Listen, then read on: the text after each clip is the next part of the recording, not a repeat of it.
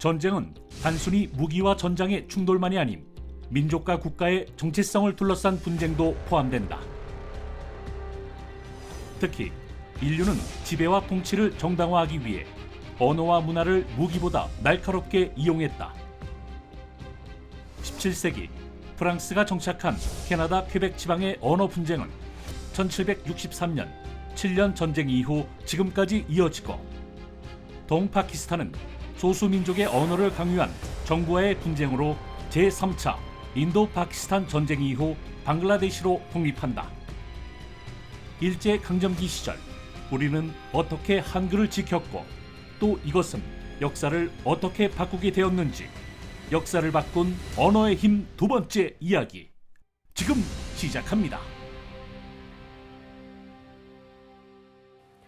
동학농민운동에서도 이제 백성들을 하나로 묶는 도구로 사용되는 우리 한글이 일제강점기가 시작이 되면서 탄압의 대상이 됐었죠. 네, 사실은 참 아쉬운 대목인데요. 1894년에 고종이 국문칙령이라는 걸 내려가지고 언문을 이제 국문으로 이렇게 이제 공식 선포를 한 거거든요. 그러니까 어떻게 보면은 이 조선 시대 때는 지식인들에게 외면받았던 한글이지만, 이제 이 근대를 맞이해서는 한글을 돌아보고 한글의 어떤 그 진면목을 발견하고 이것을 우리가 써야 근대화라든가 문명화 이런 것을 이뤄낼 수 있겠구나라고 이제 판단을 했던 거죠. 그러니까 이제 이 한글이 제대로 그 빛을 발휘할 그 어떤 시기를 맞이했는데 일제의 나라가 망한 거죠. 그래서 그것을 1910년부터 시작을 하는데 이미 학교 교육에서부터 그래서 이제 학교에서 일본어를 아주 많이 가르치고, 일제 말이 되면은 뭐 조선어 말살이라든가 민족 말살이라든가 이런 말까지 이제 노골적으로 등장을 하게 되는 거죠. 네, 되게 재밌는 에피소드가요. 저희 이제 외할머니 외할아버지께서 살아계실 때 이제 제가 중학교 때쯤이었는데 이제 일본 여행을 갔다 오셨나 뭐 해서 이제 일본 뭐가 있었는데 네. 일본을 너무 잘하시는 거예요. 근데 네. 순수한 마음에서는 네. 우와 언제 저렇게 하셨지? 되게 잘한다 이렇게 생각했는데 네. 이제 역사를 공부하고 알다 보니까 이게 굉장히 슬픈 네, 슬픈 역사일 수 역사였던 있죠. 거죠. 네. 배우고 네. 싶어서 배우는 게 게 아니라 아니라 강제였잖아요. 맞습니다. 아니 우리나라 사람이세요? 저희도 프랑스 사람들도 저희가 역사 수업이 있잖아요. 네. 역사 수업 때는 다 배우거든요. 근데 마음이 아파요. 그러니까 모든 식민지들의 맞습니다. 아픈 역사를 우리가 잊으면 안 되니까 진짜 수많은 시간을 보거든요. 그래서 고 1, 2, 3 다 봐요. 그 이야기는. 네. 근데 그건 굉장히 훌륭한 거예요. 그러네요. 그래서 그분들이 그 역사를 바로 알고 그런 교육을 받고 그런 가치관을 정립하는 그건 너무 중요한 거거든요. 근데 그걸 숨기거나 교육하지 않거나 그런 이거는 나라들이 있죠. 좀 잘못된 거죠. 근데 이제 우리 부모님 세대라든지 저도 그렇고 한자를 배워왔거든요. 네. 이런 걸음은 또 어떻게 볼 수 있을까요? 사실은 처음에 후민정음이 태어날 때부터 사실 한자하고의 이제 갈등, 대립이 시작됐다고 봐야 되겠죠. 네. 그런데 그때 조선어학회에 뭐 이제 우리 한글학자들 이런 분들이 중심이 돼서 사전을 만들면서 우리 말글을 지키고, 또 그 시기에 지금 우리가 쓰는 맞춤법 있잖아요. 또 표준어라든가 또 외래어 표기법까지 뭐 이런 것들을 그때 다 제정을 하거든요. 이 과정에서 대단히 중요한 일들을 했는데 1942년에 조선어학회 사건이 터지는 거죠.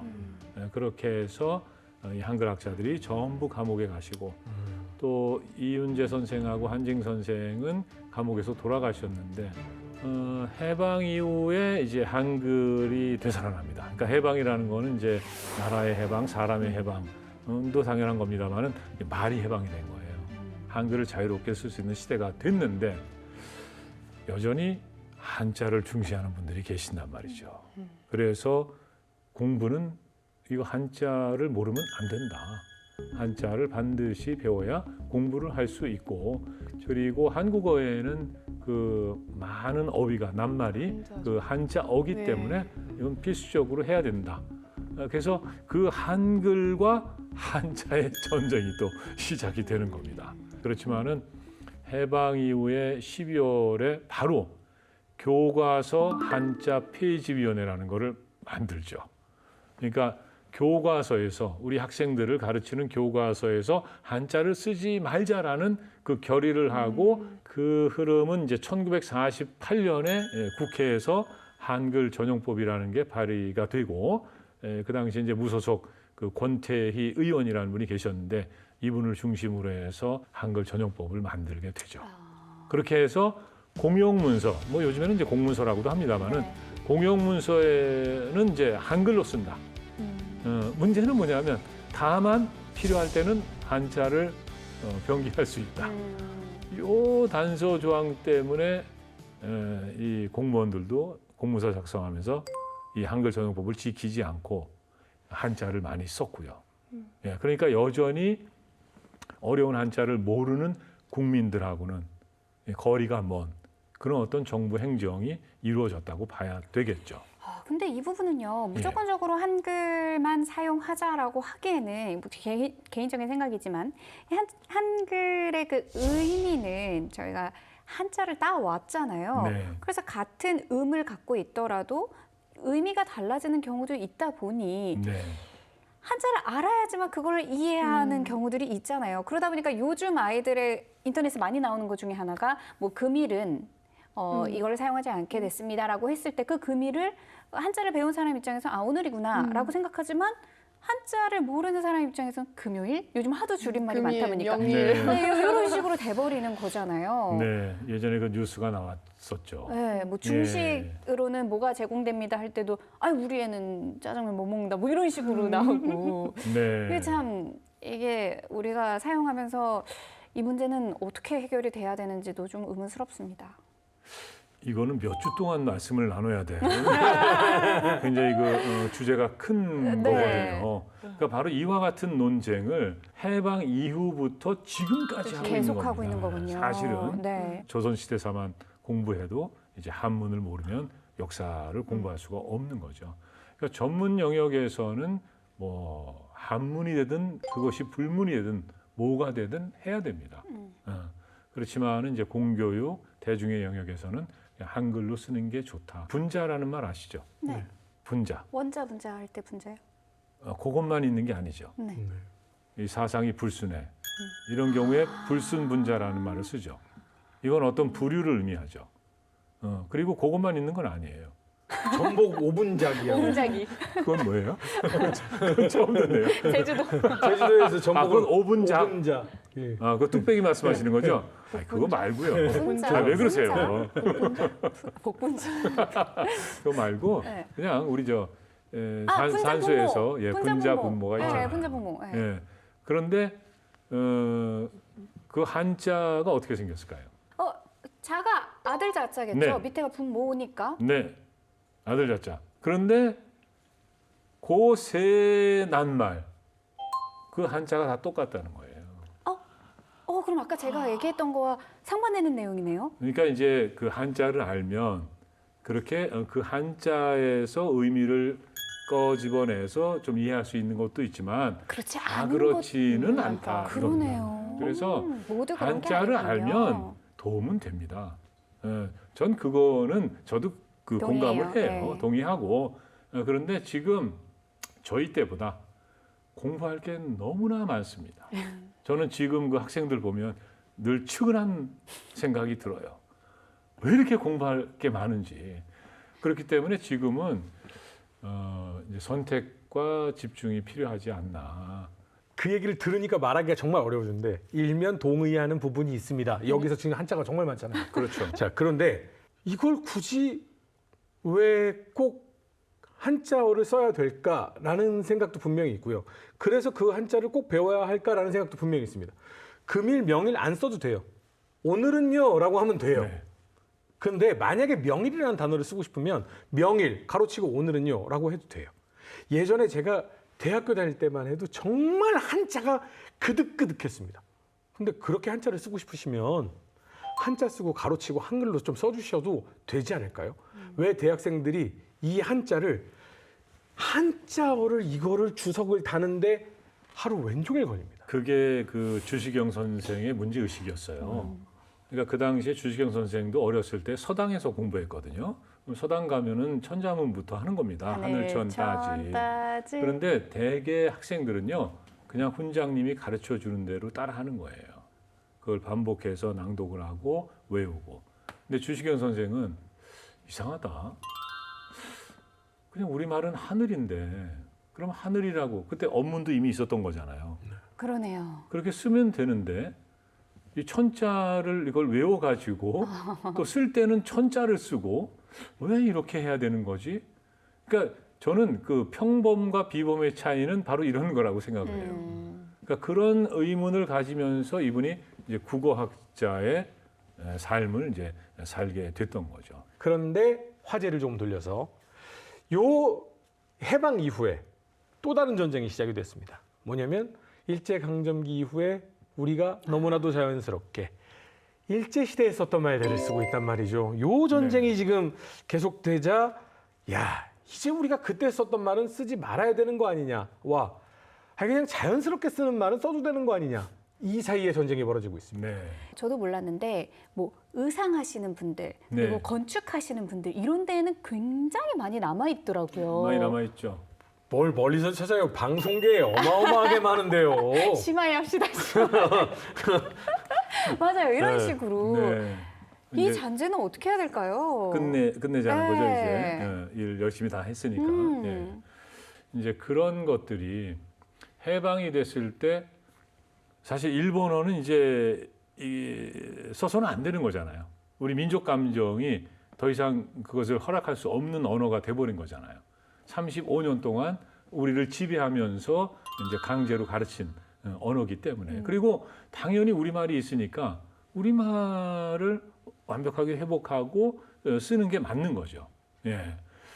그래서 이제 일본말 쓰지 맙시다. 뭐 이런 이제 운동을 했었죠. 혹시 그 바케스란 말 들어보셨어요? 바케스. 바케스. 박스. 아 박스. 박스. 바케스. 아니요. 바구니. 바케스 처음 들어봐요. 바케스. 그러니까 이게 이제 양동이죠. 처음 들어봐요. 예, 처음 들어보죠. 네. 근데 저 어렸을 때는 이 말을 일상에서 참 많이 썼습니다. 예. 이건 아실 것 같아요. 오라이, 모르겠어요. 오라이 몰라요? 몰라요. 그러니까 오라이는 그것 때문에 하는 것 같아요. 예전에 개그 프로에서 이영재 씨가 내리실 분 없으면 오라이 이것 때문에. 네, 맞아요. 근데 alright이잖아요. 오라이는 무슨 뜻이에요? alright. 와도 돼. 오케이, 괜찮다. 그러니까 alright. 일본에서 오는 말이에요? 네, 맞아요. 그러니까 그러니까- 일본이 외래어를 받아들일 때 영어가 굉장히 일본어식 영어 발음이 돼요. 근데 우리가 일본에서 받아오다 보니까 우리는 할 수 있는데 alright라고 발음할 수 있는데 오라이를 갖고 오는 거죠. 네, 이렇게. 그러니까 예전에 이런 말들을 많이 썼는데 그러네요. 이제 이런 것들이 그러니까 원래 일본어도 그렇지만은 뭐 영어에서 들어온 일본의 어떤 외래어 이제 이런 것들도 많이 썼던 거예요 과거에는. 근데 교수님 제 얘기를 듣다 보니까 일제 강점기에 우리의 언어를 쓰지 못하게 해서 남은 잔재는 그거는 털어버리는 게 맞다라고 저도 동의를 하거든요. 근데 이제는 우리 자라나는 아이들이 그 일제 잔재를 가지고 있을 리가 없잖아요. 문화를 통해서 서로 교류를 통해서 배우는 언어는 저는 이게 문제의식을 가질 부분은 아니지 않나? 이런 생각도 사실은 듭니다. 지금 말씀하신 그 대목은 예를 들면 벤또 같은 거죠. 그러니까 이 벤또라는 것도 그 우리말 도로찾기 도시락? 운동을 할 때 도시락으로 바꿨어요. 그러니까 제가 어렸을 때는 벤또도 들고 가고 도시락도 들고 갔어요. 네? 어떻게요? 예. 예? 그러니까 벤또가 도시락으로 바뀐 거는 100% 성공한 사례예요. 그런데 지금 또 벤또라는 말을 쓰죠. 이것은 뭐냐면 우리가 일본 여행에 가서 경험을 하는 그 벤또. 맞아요. 또는 네. 뭐 우리 동네나 거리에 가면 일본 식당들 많잖아요. 네, 식당에서. 거기서 파는 그냥 일본 음식의 하나인 벤또. 네네. 그러니까 이것까지 그럼 일본어 잔재로 볼 거냐? 아니죠. 이런 말씀이라고 네네. 저는 생각을 해요. 네네. 그러니까 이런 것은 우리가 이제 또 너그럽게 네. 너그럽게 이건 그냥 일본 말이고 그렇죠. 지금 우리가 그냥 교류하는 과정에서 네. 서로 쓸 수도 있고 왜냐하면 일본 사람들도 김치라는 말을 쓰잖아요. 네. 떡볶이. 기무치라는 네. 말, 떡볶이 뭐 이런 말들 쓰고 하니까 뭐 과거처럼 뭐 어떤 언어가 힘센 언어가 힘 약한 언어를 뭐 짓누르고 억압하고 뭐 이런 거는 아니잖아요. 예.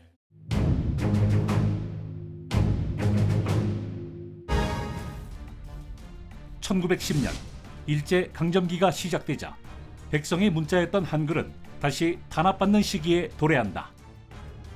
하지만 주시경을 포함한 국어학자들의 노력으로 국어 사전이 편찬되고 한글 맞춤법, 외래어 표기법의 기틀까지 마련된다.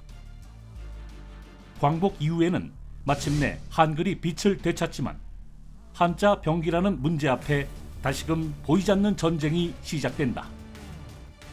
이후 1948년에는 한글 전용법이 제정되면서 점차 한글 사용이 확대되고 일제강점기에 고착된 일본식 표현을 없애자는 운동까지 벌어지면서 우리 말과 한글은 식민지의 그늘에서 벗어나게 된다.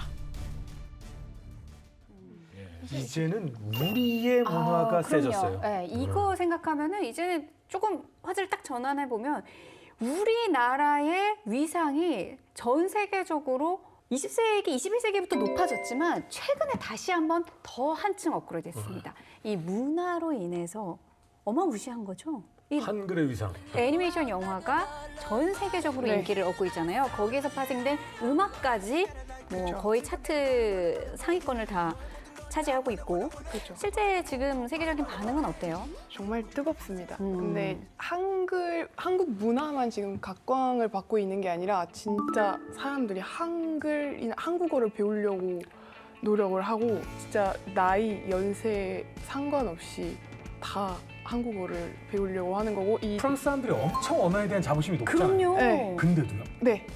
근데도 60대, 50대 분들은 한국어를 배우고 싶다고 하는 거고 이 토픽 시험이라는 게 있거든요. 네.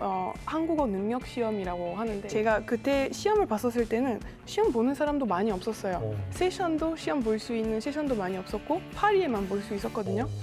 근데 이제 세션이 많아지고 이 시험을 보려고 하는 학생은 한 2배로 늘었습니다. 아, 이게 프랑스에서 한국어 시험을 볼 수 네. 있는 거예요? 네. 8년 전에 한 번 봤는데 이제 그 시험을 보는 사람들이 점점 많아진 거죠. 프랑스 가시면은 아마 식당 가시면 한국인이세요? 그 물어보고 한국어로 말하는 프랑스인들도 많아요. 진짜요, 이제? 네. 요즘 많이 배우니까. 오. 우와. 객관적으로도 한국어 배우는 숫자가 많이 늘었다면서요? 예, 많이 늘었죠. 예. 듀오링고라고 언어 맞아요. 학습 앱이 맞아요. 있잖아요. 예. 거기에서 이제 작년에 순위가 4위인가 그랬어요. 와. 최근에 이제 한국어 학습자 수의 증가 이게 아주 두드러지게 눈에 띄는 거죠. 근데 저는 이제 그런 거 기분 좋은 게 뭐냐면 저 어렸을 때 그 영어 공부하느라고 돈 많이 썼는데 이제 이분들이 한국어 공부하느라고 돈을 좀 쓰겠구나. 그럼 맞아요. 그래도 돈을 조금 벌겠구나 이런 생각이 들고요. 맞아요. 또 하나는 뭐냐면 서로 잘 통할 수 있는 그 사람들이 많아지고 우리 어떤 한국 문화의 어떤 그 영역이랄까 이게 좀 확장이 된다. 그래서 그냥 뭐 한마디로 이렇게 줄이면 한국의 친구들이 많이 생기고 있다. 이게 기분 좋은 일이 아닌가. 네. 듀오링고라는 데 굉장히 유명한 앱이에요. 네. 네, 이 듀오링고. 굉장히 유명한 언어 앱이거든요. 근데 이게 영어를 기반으로 하는 학습자니까 영어는 당연히 안 배우겠죠. 그렇죠. 근데 여기에서 스페인어, 프랑스어, 일본어 다음에 한국어예요. 그러면 스페인어는 압도적으로 원래 배우는 사람이 많아요. 근데 프랑스어, 일본어, 프랑스어는 사람들이 약간 로망이 있어요. 그래서 잠깐 배우다가 어려워서 포기를 어마어마하게 많이 하는 게 프랑스어거든요. 네, 맞습니다. 그리고 일본어 다음이 한국어라는 거는요. 중국어가 없어요. 한국어가 여기서 4위라는 거는요. 이거 진짜 압도적으로 어마어마한 거예요. 이 숫자가 계속 커지고 있어요. 네. 매년 보시면은 계속 늘어나고 있어요. 줄이진 않아요. 와, 이게 아까 말씀드렸던 K-팝 데모노부터스의 그것도 있겠지만 그 전에 앞서서는 또 BTS, 이 K-팝들이 있었잖아요. 맞아요. 근데 첫 번째 아티스트는 싸이였어요. 어. 강남 강남스타일. 스타일이었어요. 스타일. 아. 네. 아미도 BTS도 물론 유명한 그룹이기는 하지만 처음에 한글도 모르고 한국어를 모르는 사람들은 다 오빠 강남 스타일 알고 있었어요.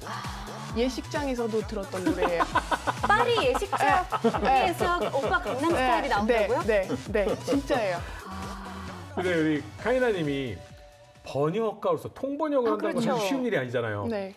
번역가로 일하시면서 참 한글은 이런 게 다르다. 다른 언어와 뭐가 그렇게 다르다고 느껴졌어요. 한국어는 일단 불어랑 조금 비교를 해보자면 네. 주어는 생략하는 경향이 너무 많습니다. 한국어가요? 네, 배고파, 행복해. 나갈래, 응. 행복해. 그 누가 배고픈지, 누가 나갈 건지, 누가 행복한지 알아야 되잖아요. 그럼 불어는 그걸 다 얘기하나요? 다 얘기하는 거예요. 다 얘기해요? 네, 다 얘기해요. 앞에 주어가 있어야 돼요.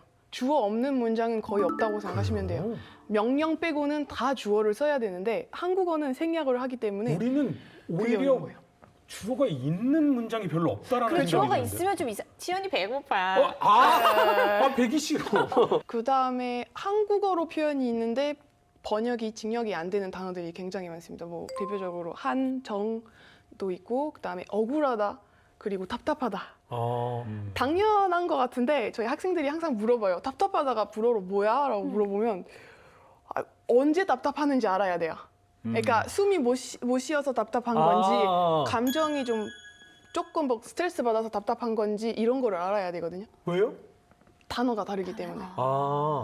그러면 숨이 쉬어지지 않아. 맞아요. 이런 식으로. 그러면 감정적으로 네가 내 말을 못 알아들어서 답답할 때는 주문 스트레스. 나한테 스트레스를 준다. 스트레스를 주고 있어. 네. 그건 답답하다고 이런 좀 식으로. 다른데요? 그렇죠. 그러니까 이게 정확히 이 뜻을 살릴 수가 없어요. 한국어가 배우기가 오히려 어려울 수 있겠네요. 어렵죠. 너무 단어 표현이 많아서. 아니요, 반대로 생각하셔야 될 것 같아요. 제가 한국인인데 만약에 제가 한국인이라면 다른 언어를 배우잖아요. 네. 그럼 그 언어로 내가 내 감정을 설명하려고 하는데 표현하려고 하는데 안 돼요. 똑같은 단어 있을 수도 있고 없을 수도 있으니까. 근데 그것 때문에 한국 사람들이 답답한 거죠. 또 답답해. 한국 사람들은 그걸 찾으려고 하는군요. 네. 맞아요. 저는 얹혔어요. 잘하셨어요. 답답한 정도가 아니에요. 또 뭐가 있을까요? 중요한 부분. 번역할 때는 의대어 많이 들어가는데 의대어요? 불어에는 의성어 있는데 의대어 없어요. 반짝반짝. 없어요. 트윙클 트윙클이 없어요? 없어요. 그냥 저희는 뭐 빛난다 이런 식으로 쓰는 거죠. 그거는 무슨 말이에요? 문장 끝의 중요성이 왜냐면 네. 한국어로 뭐 밥을 먹었어? 밥을 먹을래요? 밥을 먹었다니까? 밥을 먹었을걸? 이런 식으로 다 어미 정결로 다 표현을 내용이 하잖아요. 달라져죠. 네. 저희가 불어로 이런 식으로 할 수는 없어요. 불어로는. 우리는 문장 구조를 다르게 해야 되는 겁니다. 그래서 더 한국에는 길어요, 불어. 속담이 있어요. 한국말은 끝까지 들어야 된다. 네, 맞아요. 어. 맞아요. 그래서 엄마들한테 많이 혼나요. 어렸을 때. 천천히. 말 끝을 흐리면. 아니 나 뭐 해야 돼? 이러면 말 끝까지 똑바로 하라 그랬지. 이렇게 하고 혼나요. 제가 볼 때는요. 그 어머님 덕분에 지금 이 자리에 앉아 계신 거예요. 그렇습니다. 제가 말 끝을 흐려서 어머니한테 많이 두드려 맞았습니다. 근데 저는 그 프랑스어 배울 때 제가 이제 불어를 배우진 않았지만 이건 누구나 다 아는 상식적인 것일 텐데 프랑스어에는 그 단어에도 다 성별이 있잖아요. 단어에 성별이 있어요? 네, 그래서 네. 뭐 앞에는 르를 붙여야 되고 뭐 네. 앞에는 랑가 뭐 네, 이렇게 붙여야 맞아요. 되고 그래서 우스갯소리로 그런 얘기했어요. 야, 그러면 인형은 남자냐 여자냐? 뭐 야, 토끼는 여자나 남자나 이런 질문. 인형은 여자예요. 이런 식으로. 각 네. 단어에 다 남성과 여성이 정해져 있다고요? 네. 모든 사물이나 사람이 당연한 거지만 사물이 다 성이 있어요. 그러면 이거는 여성형이에요. 종이는요? 여성형. 여성이에요? 이거는 남성형. 볼펜은 남성이에요? 네, un stylo라고 하고 une feuille이라고 합니다. 근데 그게 기준이 있나요? 아니면 그냥 무조건 외워요? 그냥 외워? 기준이 그러니까 그때 사전을 처음 만들었을 네. 때는 그런 기준을 만들었죠. 이거는 남성형이고 이거는 여성형이다 이렇게 나눠서 했는데 요즘에는 좀 문제가 되는 건 17세기 전까지는 직업은 여성형, 남성형 있었어요. 네. 나눠져 있었는데 갑자기 다 남성형으로 바꾸려고 했었어요. 이 여성들을 그 직업을 가지면 안 된다고 생각해서 차별적인 생각으로. 차별적인 것도 있고 그리고 요즘 들어 나는 뭐 정체성에 대한 뭐 아. 고민하는 요즘 분들이 흐름이 있잖아요. 많죠. 뭐 예. 여자도 아니고 남자도 아니고 them. 이런 식으로 뭐 여자 she 쓰면 안 되고 he 쓰면 안 되고 그래서 불어로 일도 안 쓰고 ел이라고 써요. 남자로 말하면 안 되고 여자로 말하면 안 되고 나 이거 그래서 너무 이런 재밌어. 식으로 나 너무 궁금한데 이게 왜 이게 남성인지 여성인지? 그 자연스럽게 받아들이는 이유는 모국어잖아요. 그럼 네. 부모님이 집에 있었을 때 당연히 말을 많이 했잖아요. 네. 제가 자연스럽게 그냥 들었잖아요. 당연히 그냥 관사를 붙이는 게 그냥 버릇처럼 그렇죠. 되는 거죠. 버릇처럼 되는 아. 거고 그래서 기본적으로 아이들이 먼저 배우는 아. 단어들은 먼저 알아요. 아. 본인이 배우고 싶어서 그러는 게 아니라 아. 무의식적으로 알고 있어요. 남성형인지 여성형인지. 그 다음에 학교에 가서 텍스트를 엄청 많이 읽어요. 그럼 이때도 배우는 거죠. 이 우리말에도요 맞춤법이 현재 그 뭐 국어원에서도 그렇고 맞춤법이 지금 현재 우리의 사용을 따라가지 못하는 부분들이 분명히 있다는 지적들이 있거든요. 아, 그렇지. 뭐 현실어를 네네네. 따라가지 못한다. 그러니까 변화, 그렇죠. 시대를 따라가지 못한다. 예. 대표적인 예가 뭐 이제 얼마 전에는 이미 바뀌었지만 뭐 짜장면 같은 경우가 뭐 그랬었죠. 네. 그러니까 근데 사실 맞춤법은 좀 보수적이에요.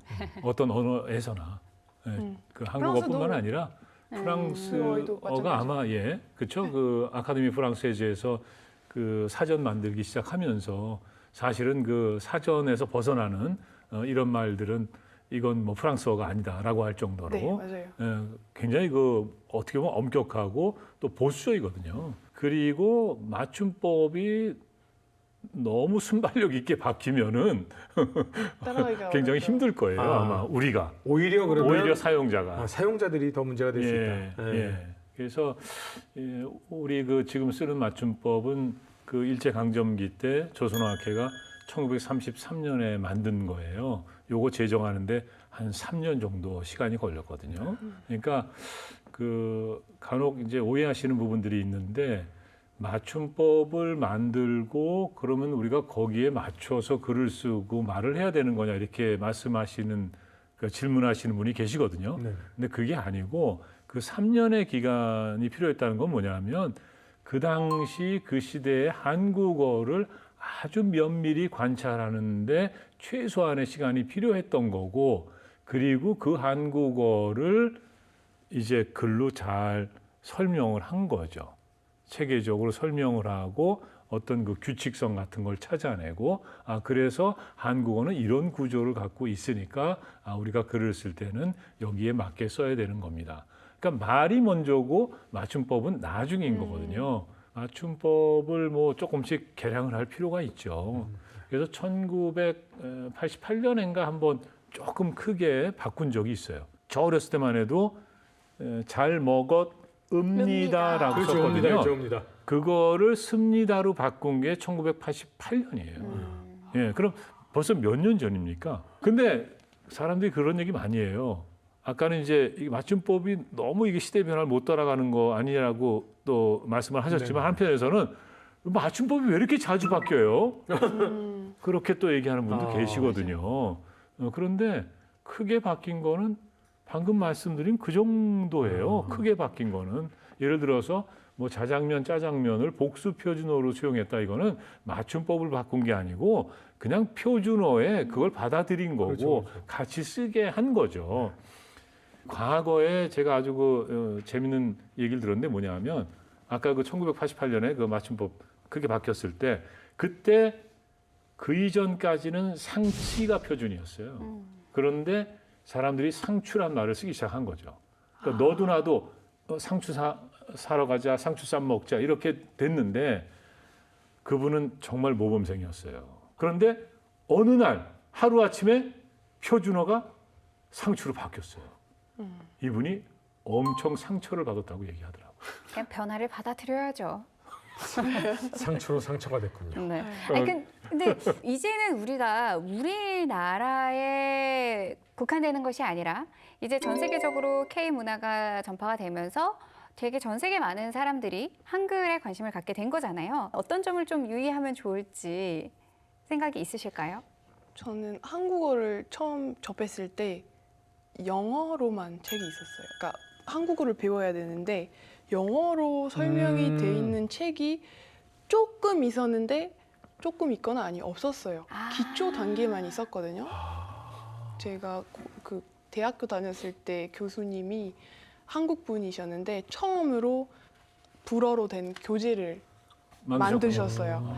그때는 근데 문제는 기초 1단계잖아요. 그럼 기초 2단계, 중급 1, 중급 2, 고급까지 이 모든 과정을 그렇죠.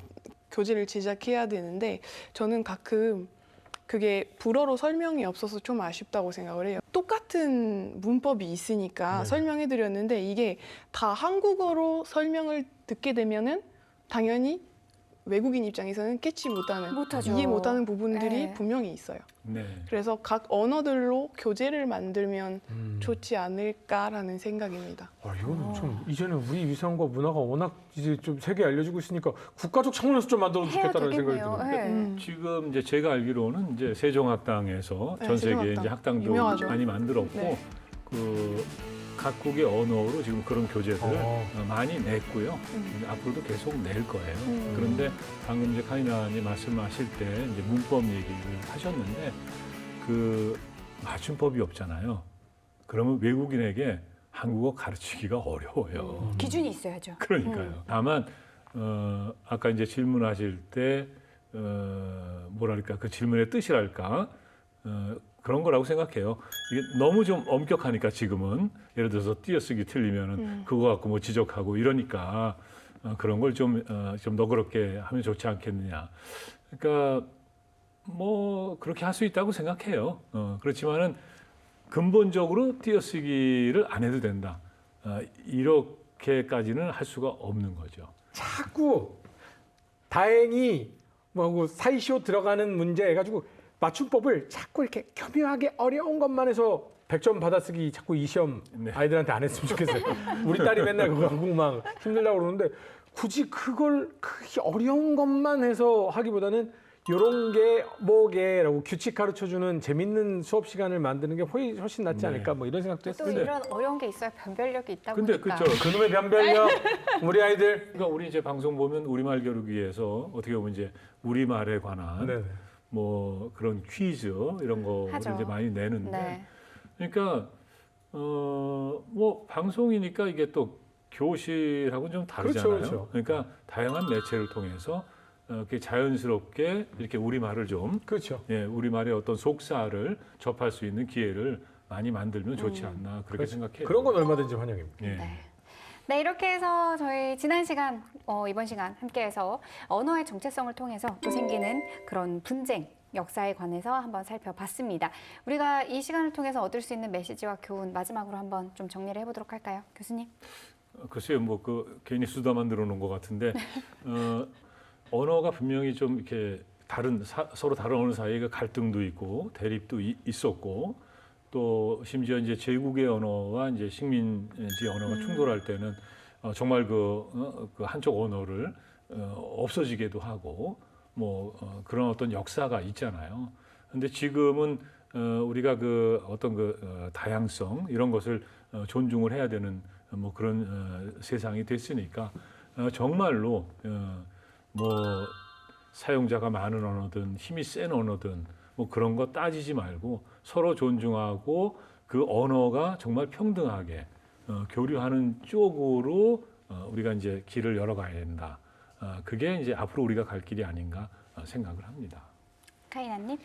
역사적으로 봤었을 때는 언어를 사람을 억압하려고 지배하려고 안 좋은 의미로 부정적인 의미로 썼던 도구였다면 지금은 그 언어는 조금 더 긍정적인 그 발전은 가능한 그런 면에서 썼으면 좋겠어요. 그래서 지금은 한국어는 저는 많은 사람들한테 행복을 주는 언어라고 생각을 하거든요. 근데 앞으로 계속해서 한국어를 쓰는 사람들이 더 많아지지 않을까 네. 싶네요. 일단 시각적인 요소들만 봐도 너무 예쁘잖아요. 그 한글이라는 게. 말씀을 참 많이 하더라고요. 네. 제외국 분들은 이 네. 글자가 굉장히 귀엽고 맞아요. 동글동글 예쁘다고. 맞아요. 왜냐면 저희는 아무래도 뭐 유럽 사람들도 미국 사람도 다 알파벳 쓰잖아요. 똑같은 거예요. 뭔가 메리트가 없어요. 네. 예를 들어서 고등학교 때 제가 충분히 영어나 뭐 이탈리아어, 스페인어 배울 수 있었는데 한국어라는 언어가 매력적이라고 느꼈던 이유는 불어랑 너무나 다르기 때문에 선생님이 그렇죠. 싫어하시는 너무나 네. 완전히 다르기 때문에 네. 오히려 차별화된 느낌? 예. 어머가 좀 색다른데? 이 느낌을 받아서 한국어를 배우기 시작했는데 동기들은 다 한글 열심히 배우고 있었는데 저는 일주일 늦게 들어갔어요. 부모님한테 제가 얘기를 안 해가지고 한국어 학과로 결국에는 가겠다고 얘기를 안 해서 다른 도시에 갔거든요. 그래서 혼자서 배웠어요, 한글 집에서. 근데 일주일이면 배울 수 있어요. 아니, 그렇죠, 4일이면 배울 수 있어요, 진짜로. 그게 좀 매력적이었고 기초 단계에서는 충분히 누구나 접할 수 있는 글자고 네. 언어고 정말 의지만 강하면 지속적으로 공부할 수 있는 언어예요. 그래서 저는 그게 한국어가 매력적이라고 생각하는 이유입니다. 한글은 배우기가 쉽다, 쓰기 네. 쉽다 이렇게 네. 말씀하셨는데 그거는 분명해요. 예. 그리고 한글은 이 형태가 원래 그 점과 직선과 동그라미로 만든 거거든요. 근데 초기에는 점이었지만 이 점은 짧은 선으로 변했어요. 근데 결과적으로 직선과 동그라미로 된 글자가 한글인 거죠. 그리고 이 직선과 동그라미라는 거는 어린 아이도 쉽게 배울 수 있는 기하학적 표시이기 때문에 글자 모양 자체는 아주 인지하기 쉽고 또 배우기 쉽게 만든 거예요. 전 세계에 자국의 문자를 가진 나라, 고유한 문자를 가진 나라는 별로 없습니다. 그 와중에 그 문자를 내 국민이 모두 읽고 쓰게 하려는 애민정신으로 직접 왕이 만든 나라는 더더군다나 없습니다. 때로는 어떤 분들은 그런 말을 합니다. 이게 차라리 다 같이 쓰는 문자, 다 같이 쓰는 언어를 쓰면 세계화에 더 좋지 않겠느냐. 그 말이 맞을 수도 있습니다. 하지만 내 나라 내 문자를 가지고 그것도 이렇게 훌륭한 마인드로 만들어진 문자를 쓰고 읽을 수 있는 이 민족, 이 나라에 살고 있음을 자랑스러워해야 되지 않겠느냐 이런 생각을 하면서 오늘 이 시간은 마무리 짓도록 하겠습니다. 시청해주신 여러분 감사합니다.